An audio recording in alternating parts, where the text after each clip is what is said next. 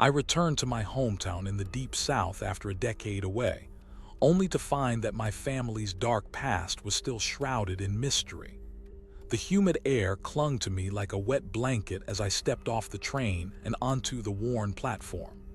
The station was an old, crumbling thing, with peeling paint and rusty tracks that seemed to groan under the weight of years. I had left this place behind in search of something more, something better. But life had a way of circling back, like a snake slithering through the grass. My mother's passing had been a distant rumble on my radar, but now it was a thunderclap that shook me to my core. The streets were familiar yet alien, lined with houses that seemed to lean in towards each other as if sharing some private joke. I knew every inch of this place, yet everything felt different now. The silence was oppressive, like a physical presence that wrapped itself around my shoulders and squeezed tight. I walked the streets, trying to gather my thoughts, but they swirled around me like a maelstrom. My mind kept drifting back to the letters, all of them addressed to me, yet with no signature or return address. They'd started arriving a few weeks after I left, each one with a single sentence that made my skin crawl. The order is always watching. I shook off the feeling of unease and headed home, my old family house looming before me like a specter. The windows were dark, the curtains drawn tight, as if someone was trying to keep something inside. I hesitated for a moment before pushing open the creaking front door. Stepping inside was like taking a step into a different world. The air inside was stale and heavy with secrets. My mother's presence still lingered in every corner, every smell, every creak of the floorboards. I felt her eyes on me, watching me, as if waiting for some kind of confession. But it wasn't until I saw the old photograph on the mantel that the fog finally lifted. It was an image of my family in happier times, before the darkness took hold. My father's smile seemed to mock me now, his eyes cold and calculating behind the lens. And then there was her, a woman with piercing green eyes and skin as white as alabaster, who wore a crown of twisted vines around her brow. Who was she, and what did the order want from us? As they began to investigate local rumors and legends about an ancient cult known as the Order, they started experiencing strange visions and auditory hallucinations. The whispers in the dead of night grew louder, urging them to dig deeper into the mystery. I spent most of my days researching, scouring dusty old books and crumbling newspapers for any mention of the Order. My nights were filled with a creeping sense of unease, as if something was watching me from just beyond the edge of perception. The local residents seemed reluctant to talk about the Order, their eyes darting nervously around the room as they spoke in hushed tones. Some claimed to have seen shadowy figures lurking at the edges of town, while others whispered of dark rituals performed under the light of the full moon. I began to experience strange visions myself, like snapshots from a forgotten life. I'd see glimpses of ancient rituals, of hooded figures gathered around a burning pyre, their faces twisted in ecstatic screams. The images would fade away as quickly as they appeared, leaving me gasping for breath and wondering if it had all been just a product of my fevered imagination. But the hallucinations were worse. I'd hear whispers in my ear when no one was around, tempting me to uncover secrets that were better left buried. The words themselves were always indistinct, but the malevolent intent behind them was unmistakable. One night, I woke up to find myself standing in front of an old, abandoned church on the outskirts of town. The windows were boarded up, and the door hung crookedly from its hinges like a macabre grin. I felt an overwhelming urge to enter, as if something inside was calling to me. I pushed open the creaking door and stepped into the darkness within. The air was heavy with dust and the stench of decay. As my eyes adjusted to the dim light, I saw it, a symbol etched into the wall, pulsing with a malevolent energy that seemed to sear itself into my brain. I stumbled backward, out of the church and back into the night air, gasping for breath as if I'd been running. The symbol lingered in my mind, haunting me like a specter. I knew then that I was in over my head, but I couldn't stop now. The whispers continued to urge me on, their voices growing louder and more insistent with each passing day. I felt myself being drawn deeper into the heart of the Order's mystery, into a realm where reality and madness blurred beyond recognition.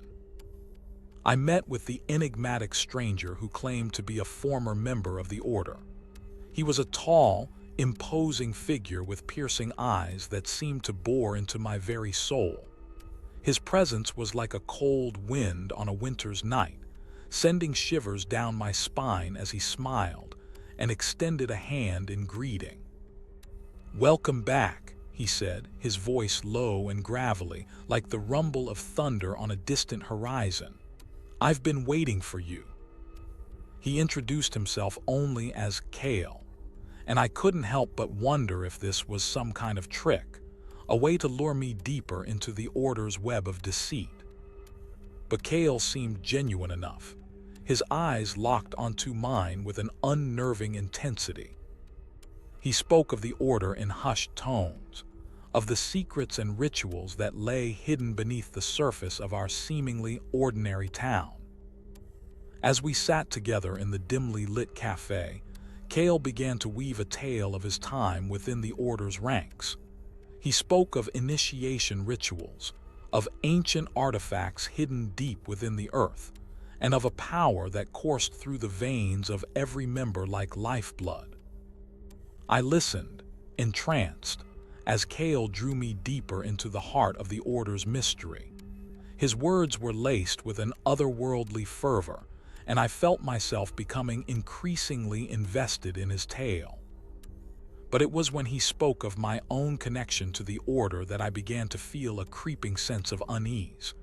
"You have a role to play in this," Kale said, his eyes glinting with an unnerving intensity. "A role that only you can fulfill." I felt a shiver run down my spine as Kale's words hung in the air like a challenge. I knew then that I was playing with fire, that the Order's secrets were not to be trifled with. And yet, I couldn't help but feel drawn to Kale, to the dark and mysterious world he represented. It was as if I'd stumbled into a realm where the boundaries between reality and madness blurred, and I wasn't sure which side I belonged on. I watched in horror as Kale led me through the ritual, his eyes gleaming with an otherworldly intensity. The air was thick with incense, and the flickering candles cast eerie shadows on the walls. We were in a cramped, dimly lit room deep within the heart of the town, the only sound the soft murmur of chanting voices and the creaking of wooden beams beneath our feet. The other initiates seemed to be in a trance-like state, their eyes glazed over as they moved through the motions with robotic precision.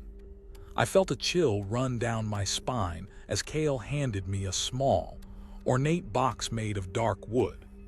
Inside, I saw a tiny crystal pendant suspended from a silver chain.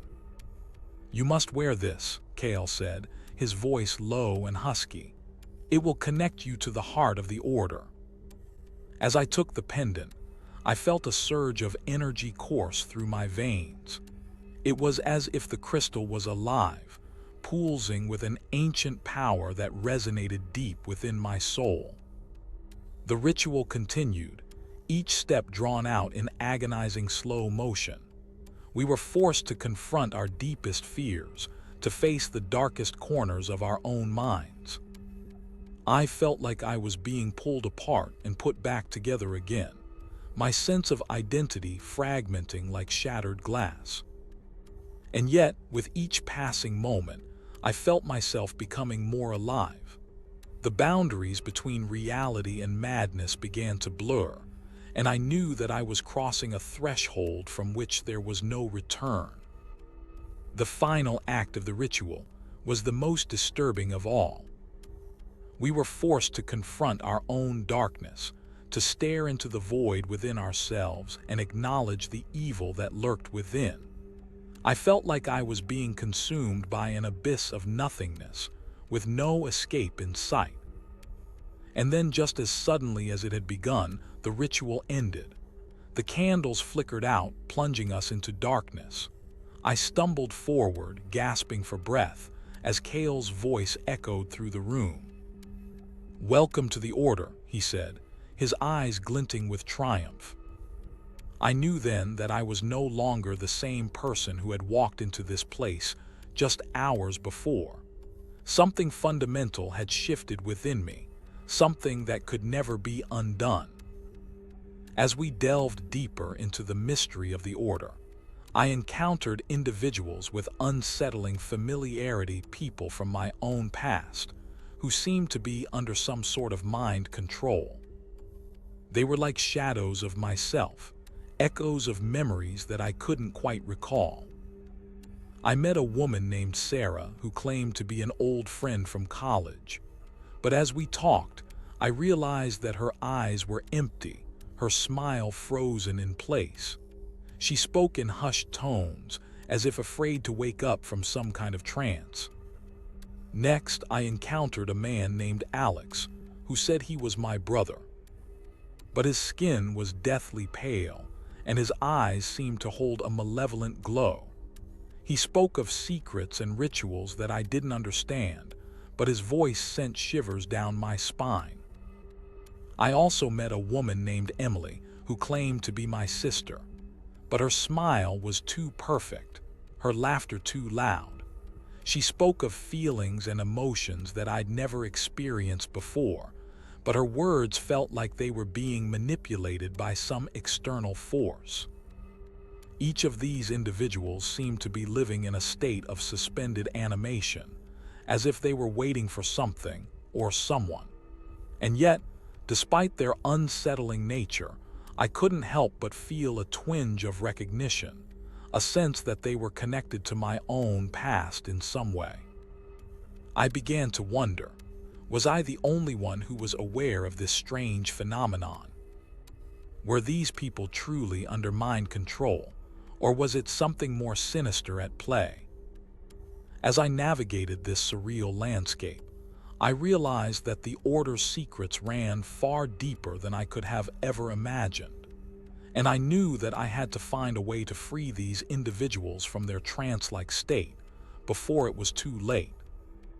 I sat in the dimly lit alley, surrounded by the echoes of the city's nightlife. The only sound was the distant hum of traffic and the soft rustle of papers in my hands. I had received a cryptic message from an unknown figure, claiming to have information about the Order's true intentions. I unfolded the paper, revealing a series of strange symbols and codes that seemed to dance across the page. As I studied them, a figure emerged from the shadows, their face obscured by a hood. "You're looking for answers," they said, their voice low and husky. "But are you prepared for the truth?" I hesitated, unsure of what to say. The figure handed me another sheet of paper containing a series of cryptic messages that seemed to hint at a sinister purpose behind the Order's actions. "They're not what they seem," the figure whispered. "Their true intentions are far more disturbing." As I read on, my mind reeled with the implications. What did this message mean? And who was this mysterious figure who knew so much about the Order's inner workings? Suddenly, the figure vanished into thin air, leaving me alone in the alley. But I wasn't alone for long. A faint whisper echoed through the darkness. "The ritual is coming. Be prepared." I felt a chill run down my spine as I realized that this message was more than just a warning. It was a promise of something far more sinister to come. As I delved deeper into the Order, I began to experience inexplicable and terrifying events that raised questions about my own sanity. One night, I woke up to find myself in a room I didn't recognize, with no memory of how I got there. The walls were adorned with symbols that seemed to pulse with an otherworldly energy, and the air was thick with an eerie, pungent scent. I stumbled out of bed, desperate to escape, but the door was locked. Panic set in as I frantically searched for a way out, but every door led to more rooms, each one identical to the last. Suddenly, I heard footsteps outside, heavy and deliberate, like someone was savoring their approach. The door creaked open and a figure loomed in the entrance. They were tall and imposing, with eyes that seemed to bore into my soul. "Welcome," they said, their voice dripping with malice. "We've been waiting for you." I tried to speak, but my voice was frozen in my throat. The figure began to laugh, a sound like shattering glass, and I felt myself being pulled towards them. I was consumed by a sense of dread, as if I was staring into the face of my own darkness. Another night, I found myself in a crowded marketplace, surrounded by people who seemed to be watching me. Their eyes followed me everywhere, their faces blank and unyielding. I tried to interact with them, but they responded only with empty smiles and hollow words. It was as if they were all waiting for something or someone. And then I saw it, a figure standing at the edge of the crowd, their eyes fixed on me with an unnerving intensity. They beckoned me towards them, and I felt myself being drawn into their orbit like a moth to flame. These encounters left me shaken, unsure of what was real and what was just a product of my own paranoia. But one thing was certain: the order was not what it seemed. They were hiding something, and I was determined to uncover the truth, no matter how unsettling it might be. Through ancient texts and local lore, I uncovered disturbing secrets about my family's history and connection to the order.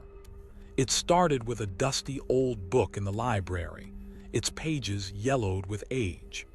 As I flipped through them, I stumbled upon a passage that mentioned a long-forgotten ancestor who had been a member of the order. According to the text, this ancestor had been instrumental in shaping the organization's early years and had even played a role in its most sinister rituals. I felt a shiver run down my spine as I read on, realizing that my own family had been involved with the order for generations. But it was the local lore that revealed the darkest secrets. In small towns and villages across the country, whispers of an ancient cult had long been dismissed as mere myth. However, through my research, I discovered that these stories were rooted in truth. My ancestors had indeed been part of this cult, one that worshipped dark forces and practiced unspeakable rituals. The more I delved into this history, the more I realized that the order was not just a modern organization, but a continuation of this ancient cult. It was as if my family's dark past had come back to haunt me. Every step I took seemed to lead me closer to the truth, but every revelation only raised more questions. What did my ancestors have done? And what lay at the heart of the order's power? As I dug deeper, I discovered an unsettling pattern of bloodlines within the order, a twisted hierarchy that linked individuals across generations. It began with a cryptic message from an anonymous source, hinting at a long-forgotten tradition of bloodline inheritance. According to this dark history, certain families were chosen by the order for their unique genetic makeup, which allowed them to wield its power more effectively. These bloodlines were said to be passed down through generations, with each family member becoming a key player in the organization's inner workings. I was horrified as I realized that my own family fit into this twisted pattern. Our history was riddled with connections to the order, from great-grandparents who had been high-ranking members to siblings who had mysteriously disappeared under their care. It seemed that our very bloodline held a dark secret, one that had been hidden for generations.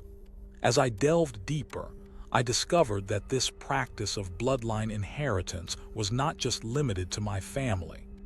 Many families within the order were connected through these twisted lines, with each generation building upon the last. This web of interconnectedness seemed to stretch back centuries, with each strand weaving a sinister tale of power and manipulation. I began to suspect that the Order's ultimate goal was not just to maintain its grip on power, but to reshape humanity in its own image. And I was now caught up in this twisted game, forced to confront the darkness within my own family's past. As I delved deeper into the world of bloodlines, I began to descend into madness. Every step I took felt like a betrayal of my own sanity. I couldn't shake the feeling that the Order was watching me, waiting for me to succumb to the darkness within myself. My visions became more vivid, more real, and yet I knew they were just a product of my own fevered imagination. But what if they weren't? What if the bloodlines were trying to tell me something? That our minds are not our own, that we're just pawns in a game of cosmic chess. The more I learned, the more I realized that I was trapped in a web of deceit and manipulation. My own family's history seemed to be a twisted fairy tale, full of lies and half-truths, and yet I couldn't help but feel drawn to it, like a moth to a flame. I began to question everything, my own identity, my own reality. Was I just a pawn in the Order's game, or was I something more, something better? I struggled to maintain a grip on reality, but it seemed to slip through my fingers like sand. And then there were the whispers in my ear when no one else was around, whispers that only I could hear. They were always just out of range, always just beyond my grasp. But I knew they were trying to tell me something, something important, something that could change everything. I took a deep breath and let the whispers wash over me. And in that moment, I felt myself slipping away into the abyss of madness. The darkness closed in around me like a shroud, and I was consumed by it forever. I was consumed by the darkness, my mind shattered by the revelations. In a shocking revelation, I learned that I myself was part of the Order's bloodline, and my entire life had been shaped by this malevolent influence. The truth hit me like a sledgehammer, leaving me reeling. My family's history, once shrouded in mystery, was now laid bare before me. Every decision, every action, every thought had been guided by the sinister forces of the Order. I felt like I was living in a dream, a nightmare from which I couldn't wake up. The weight of this knowledge crushed me, threatening to suffocate me beneath its crushing burden. I stumbled through my world, lost and alone, as the very fabric of reality seemed to unravel around me. The lines between good and evil blurred, and I found myself questioning everything I thought I knew about myself and the world. I was no longer in control. The Order had been manipulating me from the shadows, shaping me into a puppet for its own purposes. My entire existence had been a lie, a carefully constructed illusion designed to keep me under their control. In this state of madness, I saw visions of my ancestors, their faces twisted with malevolence as they watched me succumb to the Order's influence. I heard the whispers of ancient rituals, the chants of dark incantations that had shaped my very soul. And then there was the final revelation. I was not just a pawn in the Order's game. I was the key to unlocking its ultimate power. My very existence held the secret to their survival, and without me, they would crumble into dust. The realization was too much for my mind to bear. I collapsed, consumed by the weight of this knowledge, as the darkness closed in around me like a shroud. As the truth sets in, the protagonist is faced with an existential horror. Will they succumb to the Order's crushing darkness or find a way to break free from its grasp, in the weight of my newfound understanding threatened to consume me whole? I was trapped in a living nightmare, with no escape in sight. The Order's influence had seeped into every aspect of my life, and I was powerless to resist its pull. And I thought back to all the times I'd felt like something was off, like there was something lurking just beneath the surface. It was all connected, I realized, the strange occurrences, the unexplained events, the whispered warnings in the darkness. The Order had been manipulating me from the very beginning, using every trick in the book to keep me under their control. The more I thought about it, the more I felt like I was drowning in a sea of despair. Would I ever be able to escape the crushing weight of the Order's influence? Or would I be forever trapped in its dark grasp, and then I saw it, a glimmer of hope in the darkness. A way out. It was a tiny crack in the wall of the Order's fortress, a faint light that beckoned me to come closer. And I took a deep breath and stepped forward, into the unknown. The darkness closed in around me like a shroud, but I knew I had to keep moving forward. I had to find a way to break free from the Order's grasp and forge my own path. It wouldn't be easy. I'd have to fight with every ounce of strength I possessed to overcome the forces that sought to consume me whole. But I was ready. I was determined to take back control of my life, no matter what lay ahead. And the question now was, would it be enough? Would I be able to withstand the Order's crushing darkness and emerge victorious on the other side?